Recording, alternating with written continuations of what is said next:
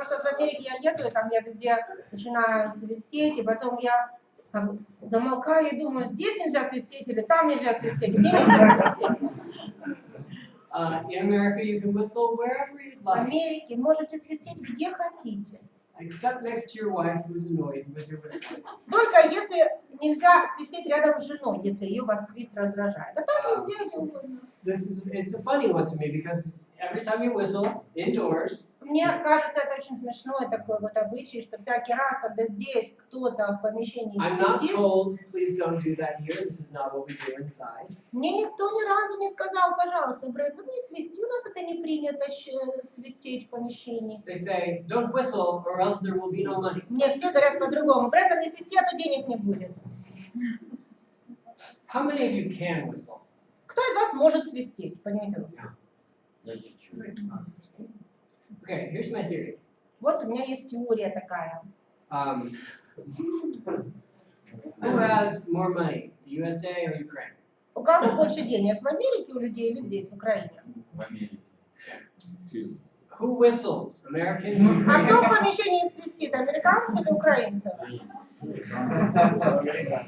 I'm just suggesting Так, this. предлагаю вам вот такой взгляд на вещи. Как вам? А? But maybe you misunderstood. Может быть, вы неправильно примету поняли? Maybe you're supposed to whistle. Может, наоборот, нужно в So there will помещении be свистеть, чтобы деньги были? Maybe. Ну, может быть, да. Think about that. Так, поразмышляйте на досуге. This is another one of those traditions. And what's interesting is because it's a thing, because it's a more, И вы знаете, это еще одна из традиций, один из устоев, и поскольку это уже такой сложившийся устой, many people here don't whistle. многие люди Cannot здесь whistle. вообще не умеют свистеть. Even though the rule is inside. Хотя правило звучит, что только в помещении нельзя свистеть. Interesting. Интересно, So правда? interesting. Очень интересно. Okay, this is where you can go and download my book. Это сайт, с которого можно скачать мою книгу. There's a PDF, there's an ebook form. Там форма PDF, e-буки. I want to remind you and beg you, Но я хочу вам повторить и умоляю вас. this book is not written for you. Помните о том, что книга писалась не для вас. And so I guarantee you, as you look through it, Я вам могу гарантировать, по мере того, как вы будете ее читать and as you look through the pictures, и смотреть на фотографии, you will be confused, maybe offended. иногда вам будет непонятно, иногда, может быть, даже обидно. But remember, Но вы помните, you are not the recipients. не вам она адресовалась, эта книга. This book is for Americans. Она для американцев. So if it is useful for you to share with American supporters or Поэтому, Americans you если work она with, вам пригодится для того, чтобы поделиться с вашими спонсорами американскими, Please do с that. людьми, с которыми вы там работаете, пожалуйста, сделайте это. and if you are a little confused or offended, Но если вы все-таки немножечко будете какое-то непонимание испытывать, глядя в эту книгу, или обиду, please know that this book has been approved by Ukrainians who speak very good English and Пожалуйста. agree with what I wrote there. помните, что я написала эту книгу после одобрения ее многими украинцами, которые хорошо разговаривают на английском языке и которые соглашаются с тем, что там So if написано. something doesn't feel right, it's your fault. Поэтому, если что-то будет неприятно читать, это все ваша вина. And I'm welcome to answer questions when they're Ну, appropriate. а я буду рад ответить на любые вопросы, если они у вас появятся. Okay, let's finish by continuing to ask this question. Let's finish this section by continuing to ask this question. How does this affect how we read the Bible? Итак, давайте закончим вот сегодняшнее занятие, вот этот третий час, поговорим о том, как все это влияет на наше толкование Look at Библии. Acts chapter 2. Откройте Деяния, 2 главу.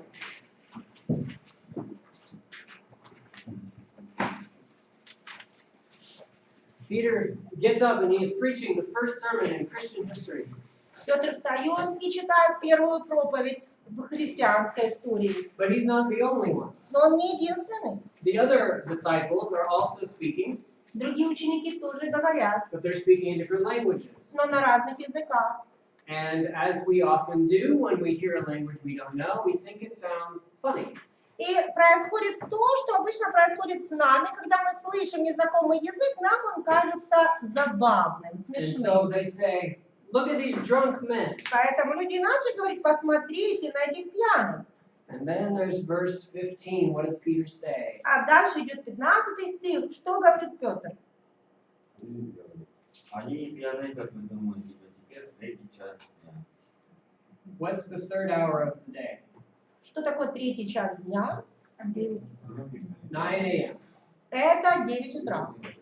These men are obviously not drunk. Он говорит, ну это же очевидно, что эти мужчины не пьяны. Because it's only 9 Ведь a.m. сейчас только 9 часов утра.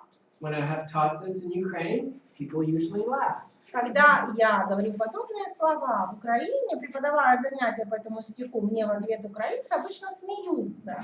Because that's not this Потому culture. что в этой культуре это никого не остановит. That would prove nothing. Потому что этот факт, что 9 часов утра, ничего не доказывает. Because you can be drunk whenever you Потому want. что здесь вы можете быть пьяным в любое время. Culturally, that made sense to them. Но Culturally, it для doesn't make sense культуры to us. того времени это был веский довод. А для нас это вообще не довод, что 9 часов утра. Luke chapter 7. Луки, 7 глава.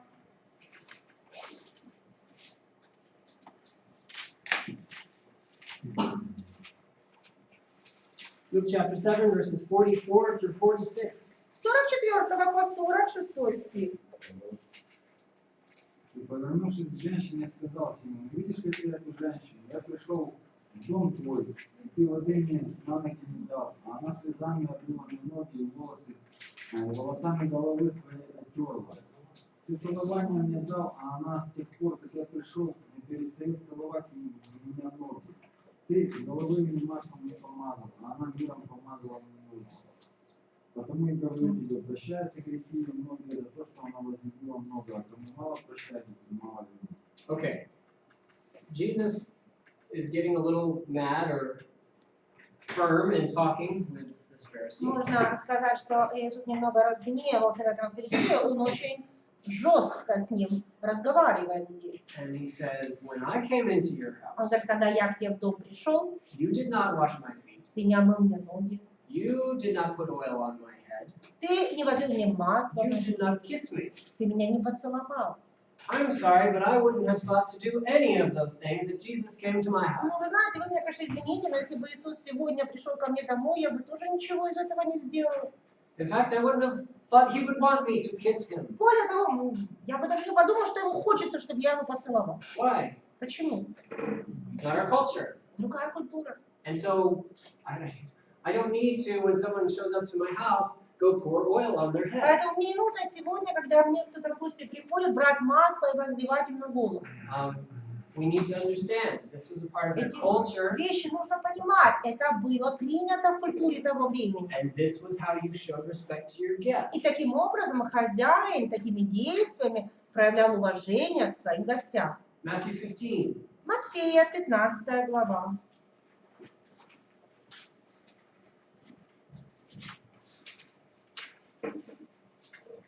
Matthew 15, 25 through 27. С 25 по 27 стих. А она, подойдя, кланялась ему и говорила: Господи, помоги мне. Он же сказал в ответ: мне хорошо взять хлеб у детей и бросить псам. Она сказала: так, Господи, но и псы едят крохи, которые падают со стола. Господь. I don't know about you, but this makes me very uncomfortable. Я не знаю, как вам, но мне не очень приятно это читать. This picture of Jesus is not how I picture Вот Jesus. я, вот эта история вообще рисует мне не такого Иисуса, каким я себе его представляю. I don't quite understand how what he's saying would not be offensive. Я не могу понять, как его слова можно было воспринять без обиды. We know there is a little bit of a linguistic issue here. Мы знаем, что здесь есть небольшой лингвистический нюанс. That Jesus, when he calls dogs, when he says the word dogs, he actually isn't referring to a street dog, but a pet dog. Мы знаем, что здесь, несмотря на то, что в переводе у нас используется слово «пес», это как бродячая собака, он на самом деле использует другое слово, которое означает «домашнего питомца». Which kind of changes it a little bit. Это немножечко смягчает. But he's still saying, Но все you're a равно dog, you don't get to Он не sit at говорит, the table. Ты как собака, да? Ты собака, ты не можешь за столом сидеть. So, what do I do with this? Ну, что теперь с этим делать? I need to struggle with this because culturally I cannot relate Нужно to what Jesus was trying to поразмышлять над say. этим, потому что из-за своего культурного воспитания я не могу воспринять нормально то, что он здесь говорит. And so let's not be distracted by the point Jesus was making, or the point of this record. Поэтому нельзя на эти вещи отвлекаться и пропускать главную мысль, которую здесь Иисус высказывает. The main point is he was very impressed with her faith. Главная мысль в этой истории это то, что его поразила ее вера. But culturally I can't make sense of this. А культурно, то, как он поступает, я не могу себе представить. У меня это не вкладывается. I'm too far removed. Я слишком удален от того времени, от той культуры. My culture is too different. И моя культура слишком отличается от той. Okay, now speaking of this verse, И говоря об этом стихе, we're going to go into the last section for today. мы перейдем на последний раздел, который мы сегодня рассмотрим. That's 7 basic rules for interpretation. 7 основных правил толкования Писания. And they are basic. But they're Это important. базовые правила, азы, можно сказать, но они очень важны. Number 1 Первое. is right there. Every passage of Scripture has one meaning. Каждый отрывок Писания имеет одно значение. Remember, the writer was writing for a certain reason, Помните, автор писал по определенной причине. and they understood what Они he was saying, понимали, что он им пишет. and so there's this one meaning. Поэтому у каждого отрывка есть свое одно значение.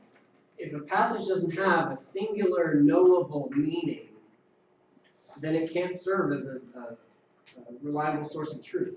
Если у отрывка нельзя выделить одну основную четкую мысль, тогда нельзя опираться на этот отрывок для того, чтобы доказывать какую-то истину.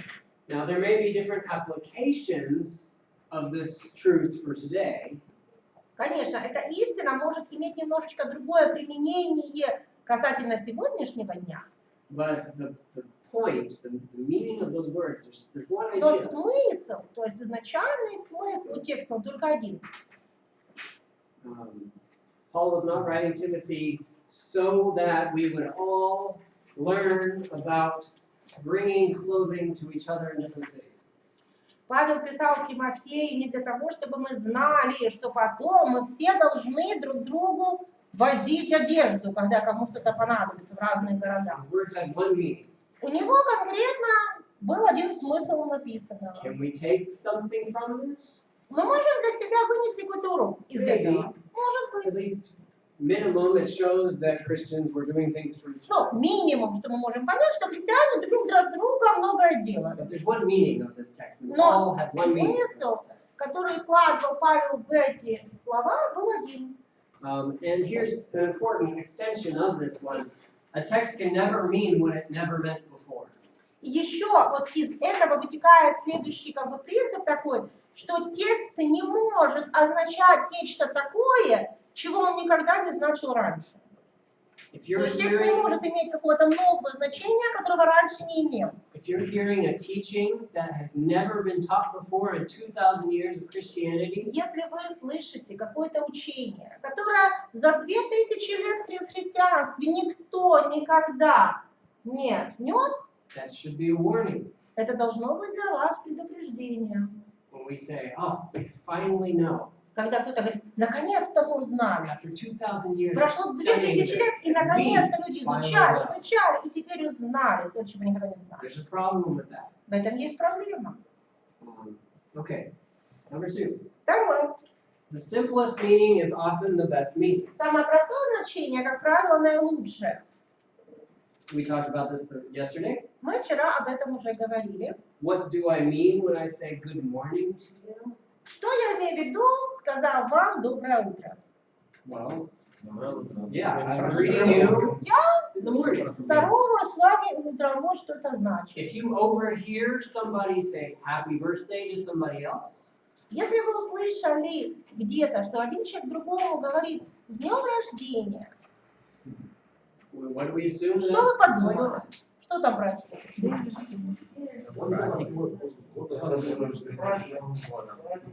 Yeah, we assume, well, we should be assuming Ну, по крайней today is their мере, birthday. вы должны предположить, что у человека сегодня день рождения. However, there's another little cultural nuance here. Хотя есть у вас вот тоже такой культурный нюанс. Here, you do not wish someone happy birthday before the day of their birthday. А здесь вы никогда не поздравляете с днем рождения заранее. In America, А в Америке поздравляют. so there's little nuances, even with something like that. Даже в таких вещах есть небольшие отличия. But the simplest meaning is probably the best. Но самое простое, то есть значение, которое на виду, оно обычно самое лучшее, самое правильное. The Bible was written to be understood from a public reading. Библия писалась так, чтобы при публичном чтении перед группой слушающим было понятно. Without commentaries. Без того, чтобы искать где-то рыться в комментариях. And it wasn't even until the 15th century that someone could even imagine having a Bible. А до 5 века вообще человек даже не мог себе представить, что у него в руках когда-то будет Библия. О, до 15 века, извините. Because that's when the printing press was. Только в 15 веке был изобретен печатный станок.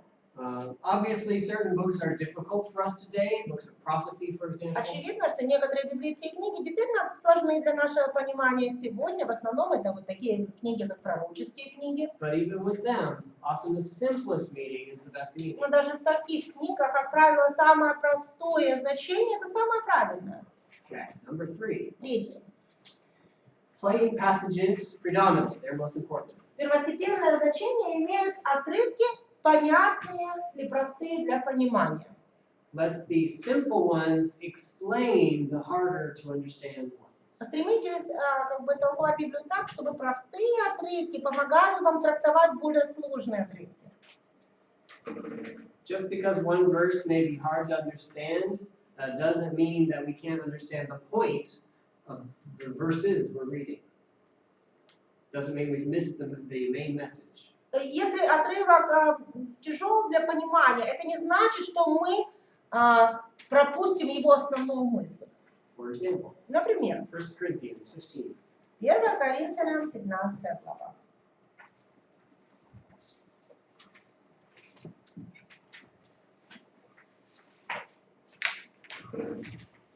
First Corinthians 15, verse 29.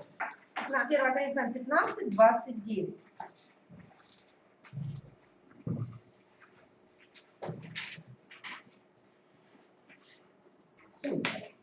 Кто-нибудь спросите, пожалуйста. Иначе что делать крестящиеся для мертвых, если мертвые совсем не воскресают? То для чего крестятся для мертвых? What in the world does this mean? О чем здесь вообще речь идет? Baptism for the dead? Крещение за мертвых? Well, the Mormons have an idea, but I'm not sure that's right. У мормонов есть подобная практика, но я не уверена, что это правильно. What does this mean? Что здесь имеется в виду? Нет, имеется в виду то, что у Коринфян была такая практика, что они крестились за своих умерших родственников, и она подтверждает, что потом Okay, but that opens up some problems, doesn't it? I mean, are we supposed to be baptized for dead people? Ну вот вообще само это понятие рождает некоторые вопросы, да, так что может это можно и нам такое практиковать. Maybe we don't need to try and go into the whole world and baptize. We should just baptize for someone after they die. Ну уже не надо нам сильно благовествовать, умер человек, потом за него покрестились и все.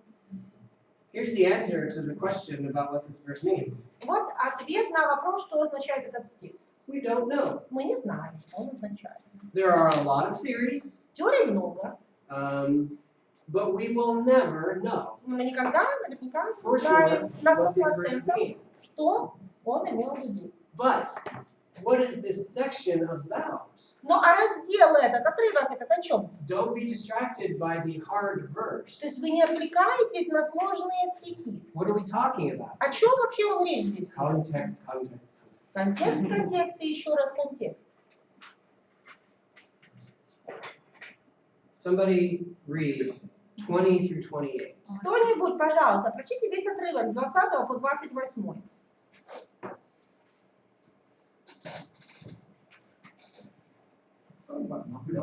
Воскресший мертвых церкви.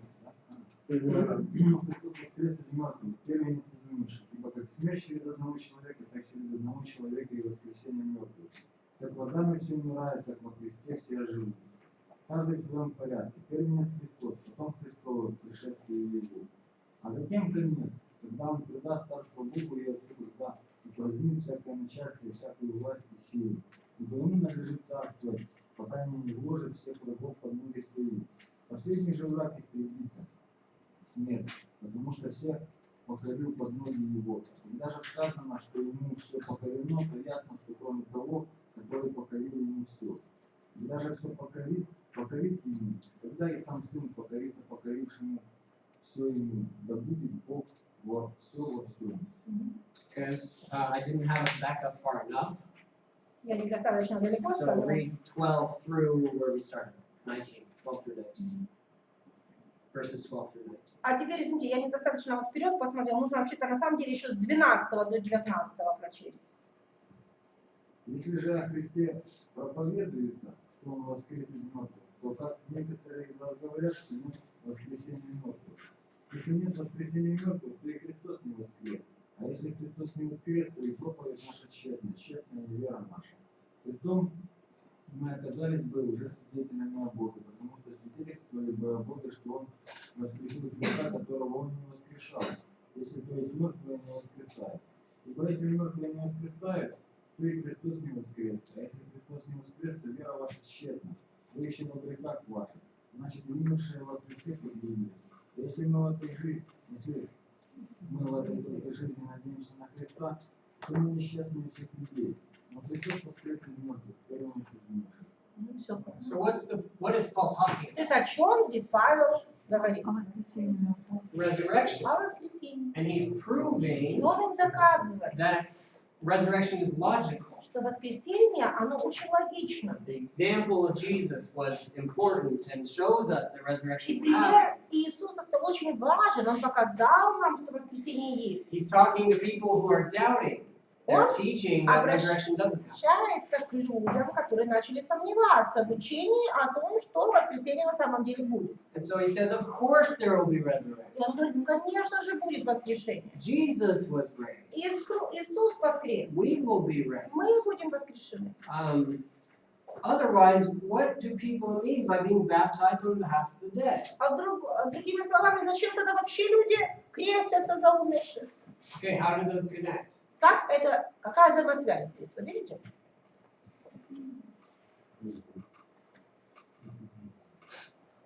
Какая здесь взаимосвязь? Здесь не оправдывается то, что они крестятся за умерших, а просто доказывается их вера в то, что им это необходимо. Значит, они верят в воскресение мертвых и ждут его. Совершенно верно. Yes, he's proving that whoever these people are, they believe in resurrection. Он говорит, эти даже люди веруют в воскресение.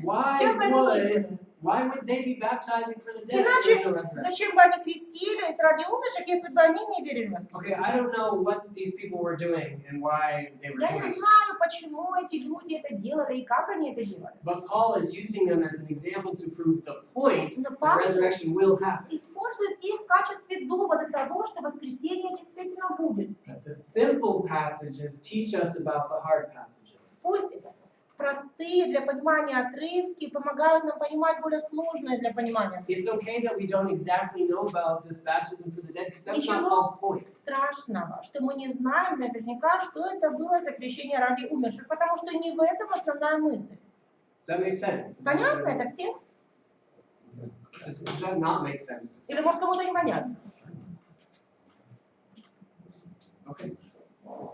Хорошо?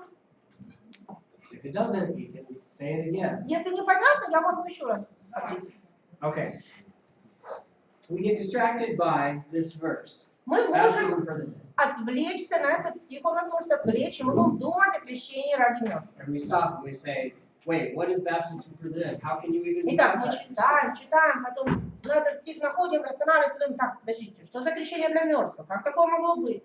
Well, there are a lot of opinions about what this means. Существует много возможных мнений о том, что это могло быть. The truth is, we will never know exactly what Paul is Истина talking about. заключается в том, что никто наверняка не знает, и мы не узнаем, О какой именно практике Павел But говорит? in context, Но в контексте написанного Paul is talking about resurrection and he's Павел proving that it's going to happen. пишет о воскресении. И здесь он им доказывает, что воскресение будет. Of course there'll be resurrection from the dead because Jesus raised from the dead. Во-первых, он говорит, воскресение будет, потому что Иисус воскрес из мертвых. Of course there'll be resurrection from the dead because otherwise why are these people being baptized for the dead? Конечно, воскресение будет, иначе даже те люди, смотрите, зачем тогда у них крестятся для мертвых? So his point is, these people are believing that. Why would they do that otherwise? Словами он говорит, смотрите, даже эти люди в это верят. Почему бы они тогда в это верили, если бы его не было? They believe in resurrection. Они верят в воскресение. We shouldn't get distracted by what they were doing. We should see Paul's point. То есть нужно не отвлекаться на то, что делали эти люди, а понять, в каком смысле использует их здесь Павел, для чего он их использует. Which is to prove that there is resurrection. А именно для того, что есть воскрешение To help. из мертвых. Понятно? Но он же их не осуждает, этих крестящихся. No, he's Нет, not. Значит, нет. можно креститься для мертвых. Well, I would not recommend that. Я бы это не рекомендовала. Because we don't know what's happening here. We don't know Потому что мы why. не знаем, что именно там происходило и как это And происходило. what we do know about baptism, Но мы знаем некоторые вещи о крещении, it doesn't really fit with и these все, verses. что мы знаем о крещении из других стихов, не подходит под этот стих. And so I wouldn't recommend Поэтому it. я бы не рекомендовала. But I don't know that I would condemn you if you started doing it. Но я не знаю, стал бы я вас осуждать, если бы вы так начали поступать. We don't know enough about it to say, let's do what they were doing. Мы слишком мало знаем для того, чтобы сказать, давайте тоже так поступать. And what would we be saying if we did that exactly? И что бы мы этим самым пытались показать, если бы мы начали такую практику? That it didn't matter how they lived? We Не could- означало бы это, что значит неважно, как человек жил. So there's problems connected to just Очень trying много to repeat. проблем, да, которые идут как следствие этого. Okay, number 4. Четвертое. A writer's own interpretation predominates. Главную роль играет толкование самого автора. Just like I explained to you what my book meant, let the biblical writers explain to you what their book. Вот как я вам объяснил, что я имел в виду в своей книге, позвольте и авторам библейским объяснить вам, что они имеют в виду. Daniel interpreted a dream for his audience. Даниил истолковал видение своим слушателям. He explained it. Он сам его истолковал. So we don't really need to worry about, well, what's this second other meaning and when is this? Поэтому нам не нужно переживать и думать, так, может тут еще второе значение есть, второе толкование, может это видение еще что-то значило. Daniel interpreted his dream. Let it stay there. Истолковал видение. Все, на этом мы должны остановиться. Paul says Павел говорит, that we are saved by grace. что мы спасены благодатью. James says faith without works. Иоанн пишет, что вера без дел мертва. They say opposite things. Можно сказать, что они противоречат друг другу. But the thing is, they're using the words differently. А на самом деле они немножечко в другом смысле используют разные слова, одни и те же слова. They're saying this. They're not contradicting. Они не противоречат друг другу. Paul's using the word in one context, and James is using the word in another. Павел использует слово в одном контексте, а Яков в другом. If Jesus spends time and explains the parable he just told, we do not need to look for other meanings in that parable. Если Иисус, рассказав притчу, уделяет внимание тому, чтобы истолковать ее, не нужно искать ей другое толкование. 5. Пятое. My favorite. Мой любимый пункт.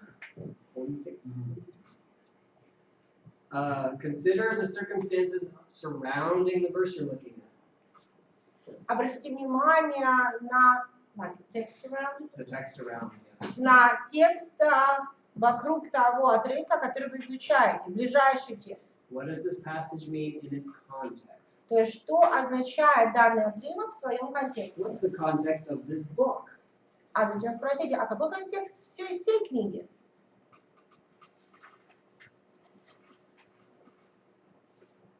Do you know? Okay, who's seen The Matrix? Кто здесь видел фильм «Матрица»? If you haven't, you cannot pass this class. Если вы не смотрели, вы не пройдете этот курс. So, in The Matrix, the real world, our world, doesn't exist. То есть матрицы настоящего мира, нашего мира не существует. We're all just in a computer program. Просто люди, они как бы введены в компьютерную программу, And we see that code in the program when we're inside the real world in the movie. We see the code. но когда люди попадают в реальный мир, там, в фильме, они видят этот код, компьютерный код. And there's just all these letters and numbers and stuff falling down on the screen. И как будто на экране постоянно какие-то циферки спускаются. And there's a moment Символы. where one of these men is looking at the screen of nothing, just a mess of letters and numbers. И вот есть такой эпизод в фильме, когда один человек смотрит на экран, а на экране вот непонятные только символы, цифры. And he says, I don't even see the code anymore. И он говорит, я уже даже кода не вижу. I just see here's a red-headed person, here's a blonde-headed person. Я уже вместо кода вижу, вот брюнетка идет, вот блондинка. I say all of that to say, we have got to start looking at the Bible without our modern-day codes, which fill the Bible. Так вот я к чему это говорю, что мы должны перестать смотреть на Библию нашим каким-то современным кодом, кодом современности, которым мы пропитали Библию. What I mean by that is chapters, verses, page numbers, notes. We need to see past all of that. То есть о чем я говорю? Мы должны попытаться смотреть сквозь разбивку на стихи, на главы, на номера страниц и так далее. Мы должны смотреть дальше, глубже этого We всего. should not even pay attention to verses. Мы должны вообще не обращать внимания на нумерацию стихов. When a preacher lists a verse number and you open to it, Когда проповедник называет номер стиха какого-то, вы его открываете, you should automatically see the whole book. вы должны автоматически суметь увидеть всю книгу, вообще что, о чем здесь говорится, что здесь Don't происходит. be distracted by the numbers. Пусть вас эти цифры не отвлекают. Those have been, I think, detrimental to our Bible study Мне кажется, они очень сильно во многом навредили нашему изучению Библии. because they make us see the Bible in these little pieces. Потому что именно они заставили нас смотреть на Библию сегментарно, вот так отдельными фрагментами. We need to teach ourselves to ask, who wrote this? What are they writing? Why? When? Давайте How? научимся постоянно спрашивать, кто это пишет, кому пишет, зачем пишет, почему. If any verse starts with therefore, that should be a red flag. Если какой-либо стих начинается со слова «итак», это для вас красный флаг. Because something came right before that. Ага, значит, что-то важное было до этого. He's concluding the thought. Он подводит какой-то итог. We need to be aware of those things. Эти вещи нужно осознавать. Where was Paul writing? From prison? Откуда писал Павел? Из заключения? That really affects how you read his words about rejoicing always. Если это так, то вы совершенно иначе начнете воспринимать его слова о том, что нужно всегда радоваться. Where was Jesus when he asked for forgiveness for the whole world? Где находился Иисус, когда попросил прощения для всего мира? On the cross. На кресте он. Forgive them, they do not know what Прости they're их, ибо doing. не ведают, что творят. That changes those words when a man has just been nailed to a cross. Осознание того, в каких обстоятельствах он сказал произнес эти слова, меняет для нас их значение. Context opens up the story. Контекст помогает нам открыть дверь в эту историю. It teaches us so much more than a verse number can. Он учит нас намного большего, чем может нам рассказать просто стих из Библии. How does John 3:16 start? The first word. Как начинается первым словом, каким начинается Иоанна 3:16? What are we talking about there? We're starting in the middle of a context. Ибо, значит, посредине чего-то, да, стоит этот стих, посредине какого-то It's контекста. making a conclusion about some thought. Оказывается, это какой-то вывод для предыдущей мысли. But how many of us can quote John 3:15? Ну, кто может из вас процитировать Иоанна 3:15? Not as many. Мало кто. 3:15. Ибо Бог не для того послал Сына, It doesn't matter. It's just an Не важно. illustration. Посмотрите. Memorize it tonight. Сегодня выучите вечером нормально. Context also opens us up to the lies, sorry, not lies, untruth in the scripture. Context opens up to us the untruth that is found in scripture. Контекст также для нас открывает и некую неправду в Писании. Did you know that there is a lot untrue things in the Bible? Вы знаете, что много неправды в Библии? There is. Да, There's a lot of it. много неправды. John 9:31. Иоанна 9:31.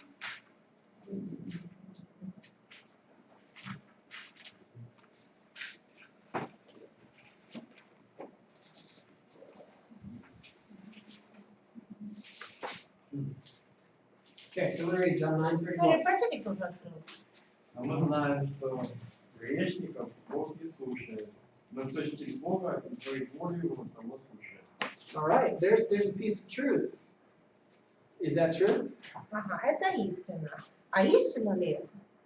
Does God not listen to sinners? Бог не слушает грешников? How are they supposed to ask and seek and knock if He's not А listening? как они будут стучать, просить, если он их вообще не слушает? Does God not listen to the prayers of people who are not Christians? То есть Бог не слушает молитвы не христиан? It's not a teaching from the Bible. Это вообще не библейское учение. Who is speaking here? Кто здесь говорит, чья это речь цитируется? A man that Jesus just healed, Это говорит человек, которого Иисус только что исцелил. who's talking to the И priest. он говорит священникам эти слова. I think the priest. По-моему, священник.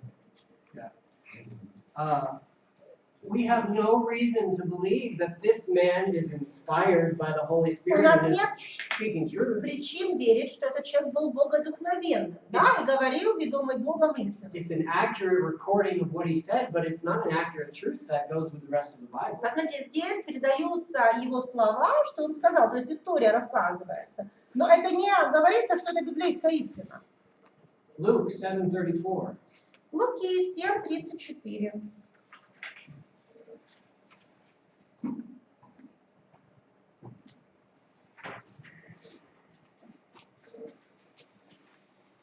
Пришел Сын Человеческий, ест и пьет, и говорите, вот человек, который любит есть и пить вино, друг мытарям и грешникам. There it is. Jesus was a drunk. Иисус, оказывается, выпить любил, пьяницей был. The Bible says it. Писание говорит, любит пить. Context. Контекст нужно смотреть, кто эти слова произносит. Yeah. People who aren't happy with Jesus, Люди, которым не нравился Иисус. they're not speaking truth, they're speaking their opinion. they're Они speaking не opinion. истину говорят, они высказывают свое отношение к Нему, свои чувства к Нему. This is accurate, but it's not truth. То есть это точно приведенная как бы история, точное изложение фактов, но это не истина. Эти слова не есть истина. In Job chapter 2, verse 9, somebody says we should curse God and die.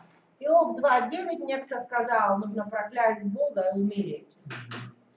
Context says that's not a good idea. Но в контексте мы видим, на самом деле это очень нехорошая мысль. Look at Job chapter 4. Давайте откроем Иова 4 главу.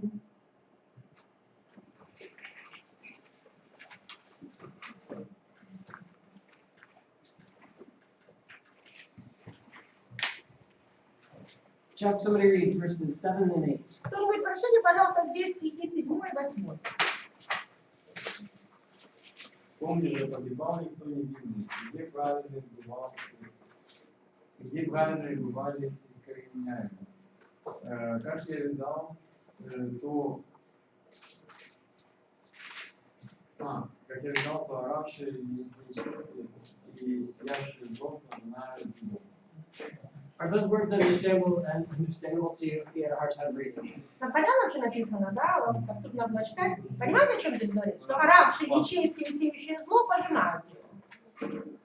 Russian is difficult, I understand. Ну, я знаю, русский язык, он такой The сложный. Я English даже Bible is понимаю. much simpler. В английской Библии все намного проще.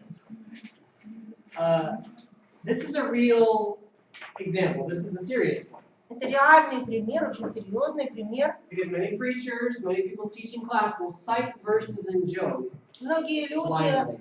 проповедники, учителя на библейских уроках с такой легкостью цитируют стихи из Иова. Who's speaking here? Кто здесь говорит? Чьи это слова? It's not Job. Это ведь не Иова слова, It's his friend. а друга его. And he says, he's trying to prove to Job that yes, he has done something sinful and he needs to recognize it. Что он пытается здесь сделать? Он пытается убедить Иова, что Иов, ты нагрешил, ты что-то плохое сделал, из-за этого вот пожинаешься. Verse 7, who was it that was ever innocent that's perished? Он говорит, в 7 стихе вспомни же, погибал ли кто невинный? Innocent people don't die. То есть он говорит, невинные не погибают. Yes, they do. Погибают. Yes, they do. Погибают невинные.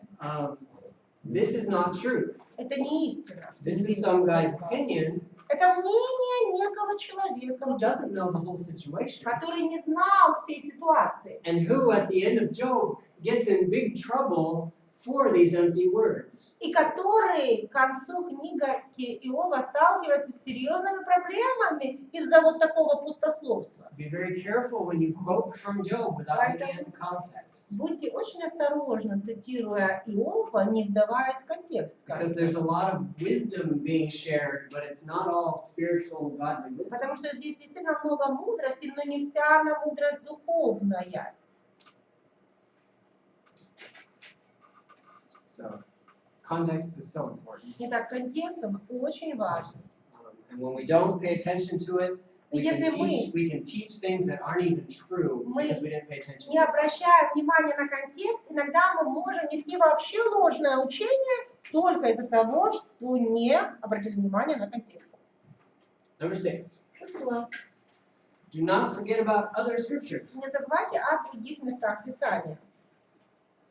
We've got to be thinking, what else does the Bible teach us about this? Нужно всегда задаваться вопросом, а что еще Библия говорит по этому поводу? If we really believe the Bible is God's word, Если мы искренне верим, что Библия это Божье Слово, that it doesn't contradict itself, что она сама себе не противоречит, then it's got to mean something else. It's helping us understand. It's not contradicting, it's adding to. тогда, значит, если одни и те же места говорят о том же, они не противоречат, а помогают нам что-то лучше понять. Jesus was a perfect example of this Иисус был идеальным тому примером. when he is being tempted in Matthew 4. Когда он был искушаем в Евангелии от Матфея 4 главе, Satan doesn't just tell him to do something, Satan cites scripture. сатана не просто его подбивал на то, чтобы что-то сделать, он цитировал при этом Писание. And more than that, he cites it Не correctly. просто цитировал, а правильно, без ошибок цитировал. He's speaking truth to Jesus. Он говорил истину Иисусу. But Jesus responds by saying, it is also written. Но Иисус отвечал, но также написано, или ну написано также. Yes, that's true. То есть But да, something else is это also true. так, но есть еще кое-что. We've got to keep it all things together. То есть нужно смотреть на все в общем, на общую картину. Okay, our last point. И последнее. Understand or recognize your limits. Признайте свои ограничения.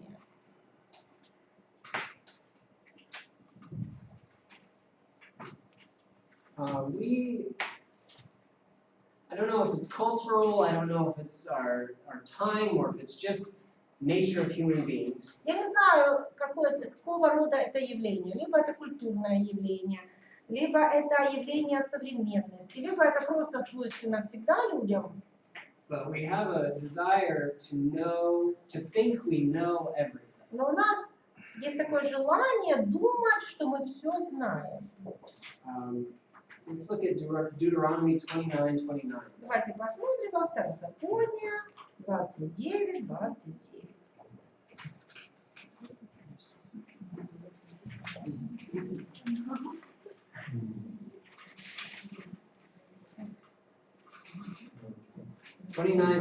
Итак, Второзаконие 29:29.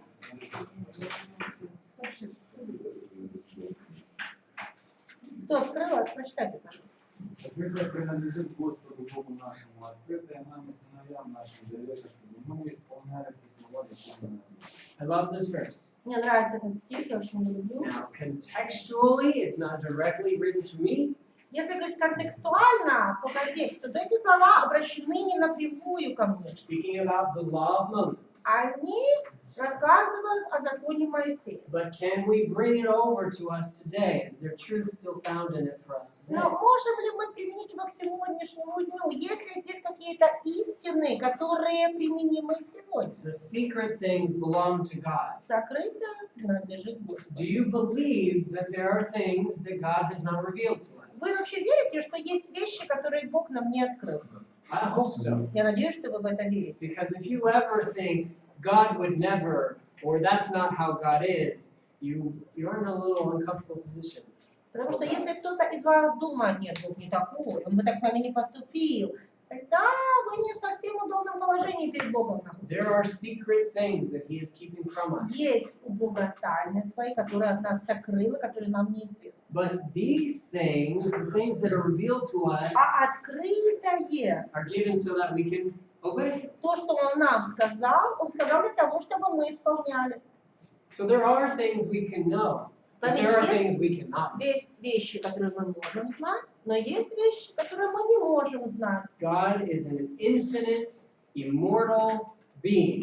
Бог — это некое бесконечное, бессмертное, We are mortal, temporary beings. личность. Это бесконечная, бессмертная личность. А мы временные, мы смертные, If we ever творения. think that we have figured God И out, если когда-то возникнет у нас мысль, что мы раскусили Бога, что мы we Его have полностью forgotten who we поняли, are before Him. значит, мы забыли о том, кто мы в Его глазах, по сравнению с Ним, кто.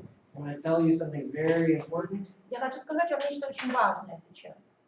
It is okay to say, I don't know. Ничего нет страшного ответить человеку, что вы чего-то не знаете. For those of you that go to work as leaders in your church, И те из вас, которые будут работать, служить в церкви, как лидеры общины, you will feel obligated to have a right answer for everything. вы иногда будете иметь такое ощущение, что вы просто обязаны знать ответы на все вопросы. And how can I not know? I went and studied it about. Как это я не знаю? Ну как это я знаю? Я пойду, произучаю, я обязательно узнаю. It is okay to say, I don't know Ничего the answer to that страшного question. в том, чтобы сказать человеку, я не знаю ответ на этот вопрос. It's bigger than me.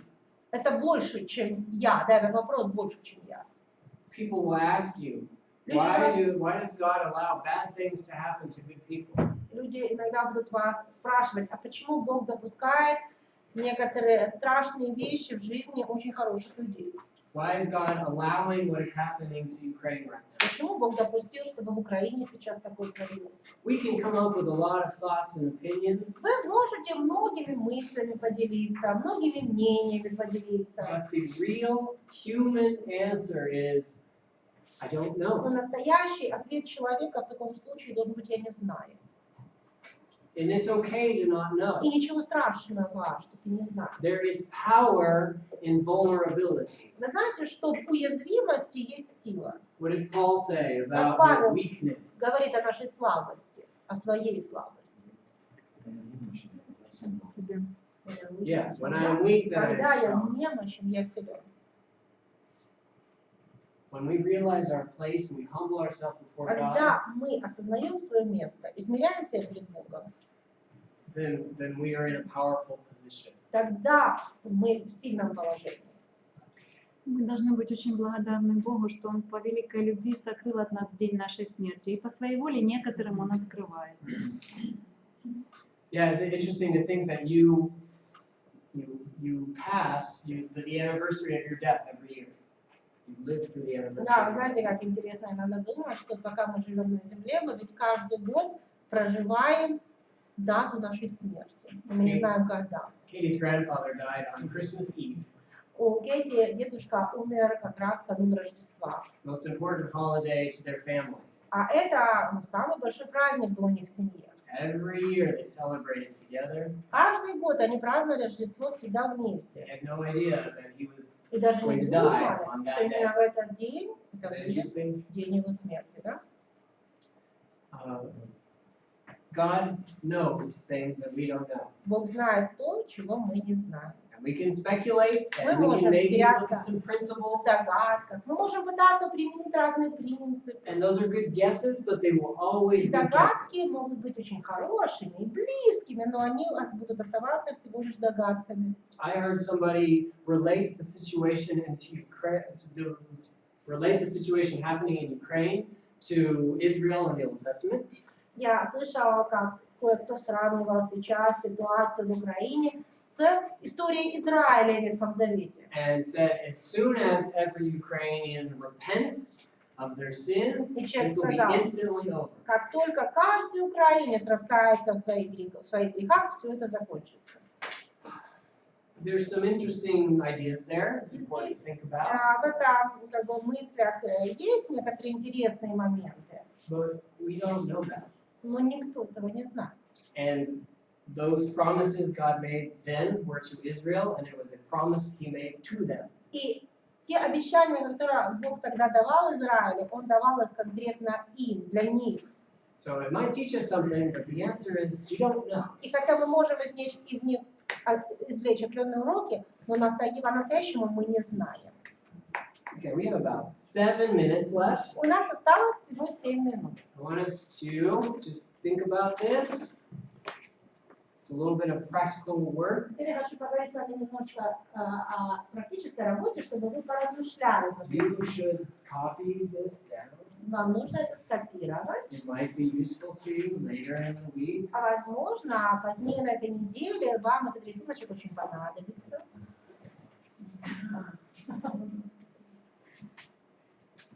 This is just a picture to help us understand the process of exegesis. Эта картинка помогает нам лучше понять процесс экзегезы.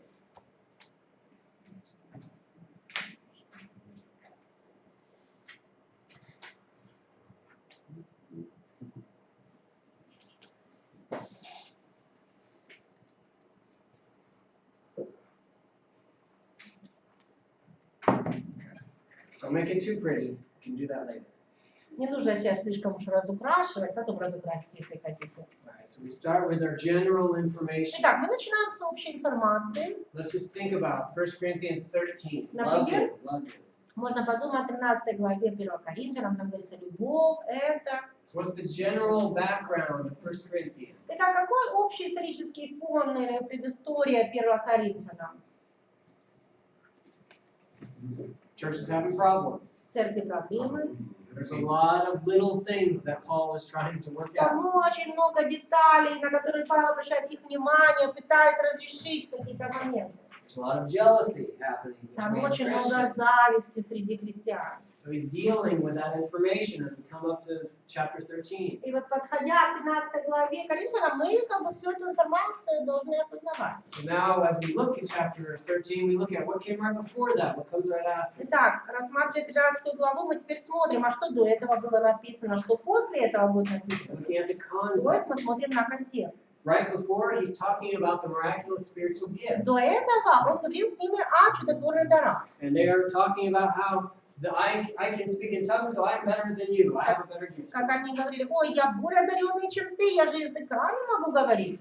So then we get down to the grammar and how the sentences are formed. Затем мы спускаемся или как бы углубляемся на следующий уровень, уровень грамматики, уровень того, как строится предложение. What kind of argument is he making? Какие доводы он приводит, как он их аргументирует. And then we get down to individual words. И тогда уже только мы подходим к каждым отдельным словам. What words should we look at and study more if we're studying 1 Corinthians 13? Так, какие слова особенно нужно обратить внимание, если мы рассматриваем 13 главу 1 Коринфянам? На какое назначение каких слов? Love. Yes. Вот. Good. Хорошо. Love. What is this word love? Что это за слово Because I такое? love Katie. Я люблю Кейти. And I love hamburgers. Я люблю гамбургеры. So is that the same love that I'm reading? Одинаковая ли это любовь? No, we know there are Нет. different words for Мы love in знаем, Greek. что в греческом разные слова But означают we should любовь. study this if we don't know. И если вы этого еще не изучали, вам обязательно нужно это This сделать. love is an unconditional love. Что это любовь, о которой здесь говорится, это безусловно. Not Без based всяких on условий. feelings, based on your mind, your И decisions. она, эта любовь, она строится не на чувствах, она строится на сознательном решении любить. So we start big and we start working our То way есть мы down. начинаем с общего, а потом идем к частному.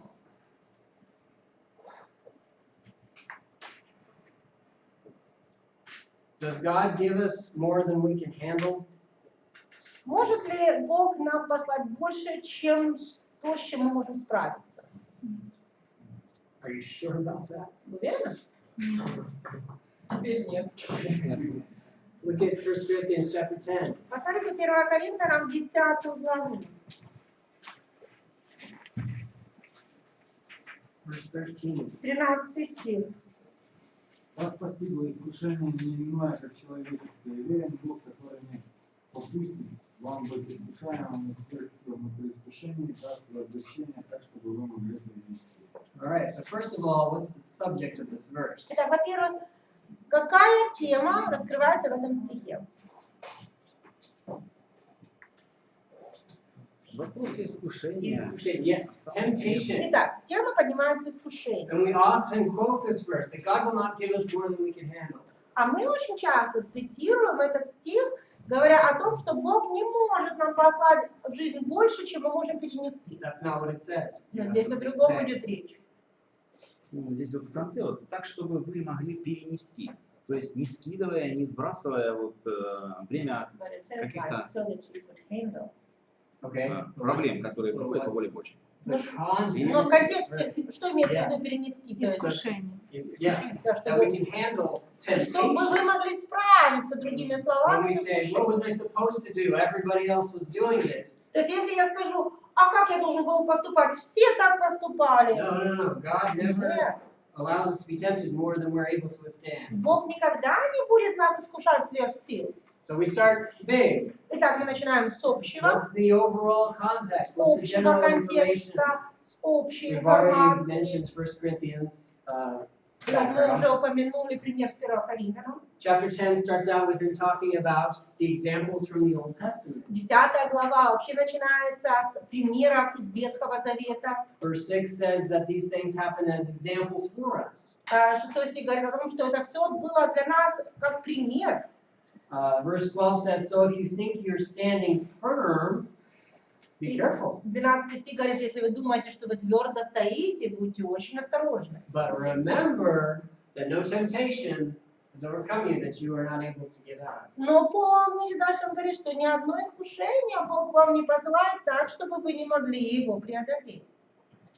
I honestly think that we can use this both directions. Но, честно говоря, я считаю, что можно использовать вот эту цикличность в обоих направлениях, как от общего к частному, так и от частного. Because maybe it's a word that catches our attention. Потому что бывает так, что ты читаешь, и какое-то слово особенно обратило на себя ваше влияние. So we ask, okay, how does this fit in? И тогда вы себя спрашиваете, а как, почему это слово здесь, как оно соответствует этой What is контексту? the background И information? тогда вы уже узнаете больше общей информации. Because this is all accomplishing the same thing, both directions. Потому что в обе стороны, если идти по этому процессу, в общем-то, вы идете к одной цели. Okay. Questions or comments? before we Вопросы или finish? комментарии есть перед тем, как мы сегодня закончим? Это самая точка. Слова, это слова Библии. It's particular Это words in a конкретные particular section of Scripture. слова в конкретном отрывке. For example, we're looking at 1 Corinthians 13, Например, если мы рассматриваем 1 Коринфянам 13, and we've looked at everything else, but let's figure out what this word love really means. итак, мы уже прочитали все, но теперь мы хотим углубиться и больше узнать о слове «любовь». Particular word. Конкретные слова. Mhm. Будет ли правильно размышлять в этом направлении, что преградой к пониманию Библии может быть, когда буквально воспринимаются некоторый текст, у котором заложен духовный смысл? Вот, например, по поводу того, как Иисус умыл ноги. И на- Yeah, she is saying could it be that one of the obstacles in our understanding something in the text is when we start understanding literally some things that were actually describing something spiritual. And she is using the example of washing of the feet. На этом иногда строится целое учение, когда вносят в поклонение умывание ног. А я обратила внимание на то, что Иисус сказал: сейчас вы не понимаете, что я делаю, позже поймете. Это вкладывает в это действие духовный смысл, чтобы мы носили бремена друг друга, заботились друг о друге. I agree with the word, like I agree with what you said. Я согласна с тем, что вы And говорите. that probably happens. И это иногда происходит. Yeah, and we'll talk about that near the end of our class. И ближе к концу наших занятий мы поговорим о нечто подобном. About how people choose which examples we say we need to actually do this exactly, and which ones we interpret and say, what's the meaning of this? Мы поговорим о том, что люди делают такой выбор. Они говорят, вот это мы выбираем, мы будем понимать буквально, и мы будем буквально это копировать и делать. А это чисто принцип. И вот мы как бы должны его так и духовно и понимать. Okay. Спасибо. We will talk a little bit about what will be on the test tomorrow. Завтра мы немножечко поговорим о том, что у вас будет на тесте. That you don't already know. Ну, чего вы еще, Things that you don't know. ну, о тех вещах, которые вы пока что еще не знаете. What else do I want to say? Tonight, please read Сегодня, пожалуйста, прочтите chapter 3, главу 3, which is pages 35 through 47. это с 35 по 47 страницу. There was one other thing. Oh, somebody asked about when you will get the list of genres of scripture. Еще меня спросили, когда я вам дам распечаточку со жанрами книг. I will give you that when we start talking about the genres of scripture, Вот когда мы об этой теме будем говорить, тогда я вам и дам распечатку. which should be Thursday, I think. И это, по-моему, у нас должен быть четверг. But you won't need to know all those until the end of next week. Но выучить их нужно будет эти жанры не на эту пятницу, а на следующую. What you need this week is the books of the Bible На in эту order. пятницу вам нужно будет написать все книги Библии по порядочку. Okay, that's all for today. Ну что ж, на сегодня все. Спасибо. Спасибо.